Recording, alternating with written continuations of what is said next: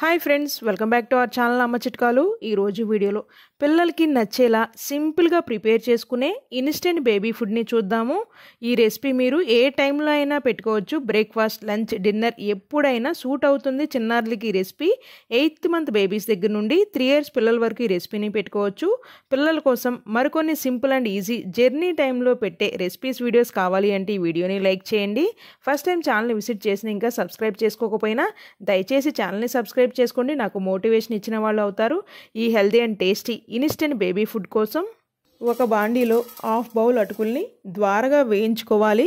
Digestion ఫ్రీగా అవ్వటానికి జీరా కానీ వాము కానీ మీరు వేసుకోండి. నేను 1/2 టేబుల్ స్పూన్ జీరాని వేసుకుంటున్నాను.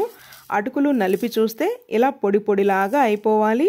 వీటిని పక్కన పెట్టుకుని అదే బాండీలో పుట్నాల పప్పు చిన్న బౌల్ వేసుకుని డ్రై రోస్ట్ చేసుకుని పక్కన పెట్టుకుందాం.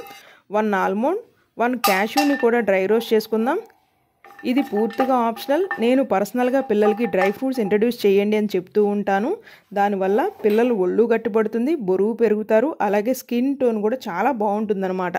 మీరు డ్రై ఫ్రూట్స్ అయినా పెట్టుకోవచ్చు, లేదా మిల్లెట్స్ అయినా సరే చిన్నారులకి పెట్టుకోండి. సేమ్ హెల్త్ బెనిఫిట్సే ఉంటాయి డ్రై ఫ్రూట్స్ వల్ల, మిల్లెట్స్ వల్ల. మీరు డ్రై ఫ్రూట్స్ ఉపయోగిస్తున్నట్లయితే డిన్నర్ టైంలో ఈ రెసిపీ పెట్టాలి అనుకుంటే ఎర్లీ డిన్నర్ అయితే పెట్టండి చిన్నారులకి. ఇవి చల్లారినాక పొడిలాగా గ్రైండ్ చేసుకోవాలి. ఈ పొడిని మీరు 8 కంటైనర్లో ఫ్రిడ్జ్లో పెట్టకుండానే 15 days వరకు మీరు యూజ్ చేసుకోవచ్చు. జర్నీ టైంలో అయితే మీరు ఖచ్చితంగా హాట్ వాటర్ అయితే క్యారీ చేయాల్సి వస్తుంది. నేను 1/2 గ్లాస్ వాటర్ని బాయిల్ చేసుకుంటున్నాను. ఇలా మరుగుతూ ఉన్నప్పుడు స్టవ్ని ఆఫ్ చేసుకుని మనకి ఎంత కావాలో అంత పొడిని వేసుకుని లమ్స్ ఏమీ లేకుండా కలుపుకోవాలి. 1 టేబుల్ స్పూన్ నెయ్యి కూడా యాడ్ చేస్తున్నాను.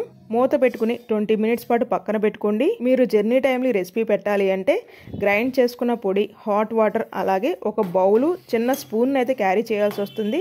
20 minutes అయినాక మరొక్కసారి మొత్తం కలుపుకుని మీ చిన్నారులకైతే పెట్టండి. ఇందులో మీరు బనానా అయినా యాడ్ చేసుకోవచ్చు. చాలా టేస్టీగా ఎమ్మీగా ఉంటుంది. ఖచ్చితంగా చిన్నారులకైతే ఈ రెసిపీ అయితే నచ్చుతుంది.